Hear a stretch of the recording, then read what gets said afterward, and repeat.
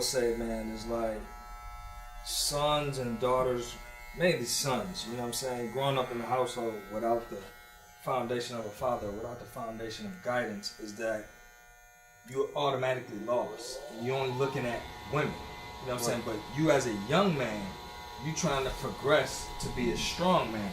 But you don't see that in a woman, because a woman only know how to be a woman. It's only to a certain degree. I don't agree with women saying they the mother and the father. I've never agreed with that. Yeah. You're a mother and you're a single mother. The only thing that you can do for a male is try to teach them the ways of a man, of what you've seen. If the female had a father figure, a grandfather teaching them, or just even an ex-boyfriend or a husband or whatever, some type of male figure, they only can teach that from what they see. They can't teach that from experience because they've never been a man. So I don't agree with that. You know, a lot of strong women agree with, oh yeah, it's fine to say, you know, she's the mother and the father. I don't agree with that at all. You know what I'm saying? So there's a lot of young men that's lost that need that guidance. And you know, I feel like us as men, when young kids come to the barbershop, a lot of times women bring their sons to barbershops without the father, and it's always the women. So the thing about it is the young male can come in here and be badly influenced, or they can be influenced in a good manner if you have people in here leading by example. You know what I'm saying? Not every place and every atmosphere that you go that kids is going to be led by example if they already don't know right from wrong, and if they're not taught properly in their own household. Right. You know what I'm saying? So, you know, there's a lot of different things that goes on. You know what I'm saying? Like, you know, my brother Naj here, you a father, you got a son. Yeah. You know what I'm saying? So you can elaborate on that. What was the question? Well, it really wasn't no question. We was talking about, you know what I'm saying? Brother? How you doing? What I talked about, you know, he's 16 years old, and you know, He's 16? He lived with his mom. You know what I'm saying? And his dad lived in Georgia. So what I asked him is, do he have a relationship with his dad? He said yes. So he has a relationship with his dad, but most kids who's not in a household with both of their parents don't have a relationship with both parents. True. It's whoever they live with, they have a relationship, but him and his dad have a relationship, even though his dad live about 900 miles away. Right. So if he need that father figure or that foundation, he can call his dad and get that guidance. Right. You know what I'm saying? So he has the advantage over most of his peers and friends around him that don't have a father in their household. Or a single parent household, period. Right. You know what I'm saying? But you as being a father, you know what I'm saying, you have your time with your son and your son have his time with his mom. Right. And y'all in the same city. So you want to make sure he get that foundation from a father figure, even though his mother is the custodial parent. Am I right? Well, there's no custody established, but yeah, I totally understand what you're saying. Okay. We didn't, you know, thank God we co-parent healthily. We don't have to go through that. It's awesome. But he know how much hell that it was for me when I started out and was trying to figure out. I was in the country club. I'm like, okay, so you know what I mean? Because I came from one of those kind of households where, you know what I mean? Lower East Side of Buffalo, man. You know what I mean? So, you know, it's all there. So, I mean, I understand, but you said you already got an affinity with your dad. You already got that. Yeah, we got.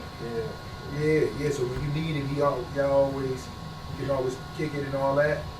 I mean, most of the time, yeah, but work is another thing. You know, there's the working parent that, you know, trying to be the parent and also keep a stable job, you know, / you know, maintain a certain type of record. Right. So, I mean, my father constantly works, so there may be times I may need his advice on something, and he may be working, so I can't, you know, get that advice that I need.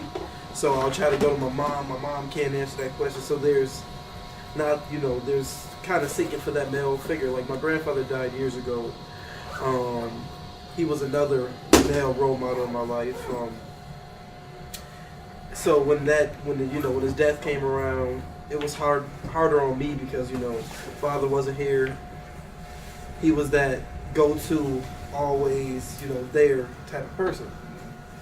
So, you know, I mean, I'm still facing trouble trying to keep myself motivated, as in that he was always kept me motivated. Well, first and foremost, man, before I leave, I want to give you my number if you need somebody that you need to be talking to with it. That's my arena. That's my life's work is working with black males. That's my research is in that. So it just so happened I'm here on the right day. But however, see the wealth of experience in this room, man.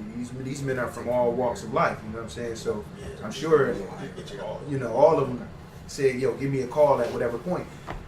What I'm saying is you should feel comfortable with reaching out with like big brothers, mentors, coaches, whatever. You have anything like that in your life? I do, as in my brothers too. I mean, I have one brother that's here, but he has a kid, so he's constantly trying to.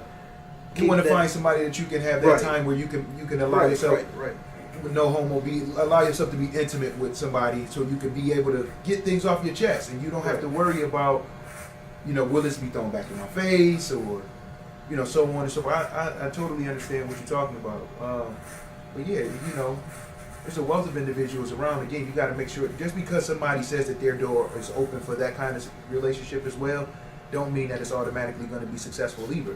Right. You know what I'm saying? So it might take you to engage with a couple of people before you even able to, you know, have that one person that you feel comfortable with rocking with like that. But, you know, overall, ain't nobody going to take the place of your parent. You know what I mean? If you can have that relationship with them and you want to be able to kick it with them, you know what I mean? You can do that. But if you need somebody that you need to offload with, and you need a sounding board, and you maybe need to get past that voice in your mind sometime, then you need to have yourself a mentor, or, you know, big brothers and sisters of America, or find you a pillar of the community, man. Come to a barbershop. Local barbershops is usually country clubs. You can find a pillar in there. You know what I mean? All you have to do is, most young people have to do is do what you're doing right now, is exercise that agency and say, yo, I need some help. I need some help. I'm going through some things. Because a closed mouth don't get fed, right? Exactly. You know what I mean? I know that brother right there personally. So I know Mackey will come pick you up if we can and take you around, get you something to eat, whatever. You know what I mean? I'm willing to do the same. I know this brother, I know him from the community, so I know these brothers is willing to do the same, man. So, you know, you just have to, and I know how it is young. You don't want to reach out. So if you have to be willing to be vulnerable.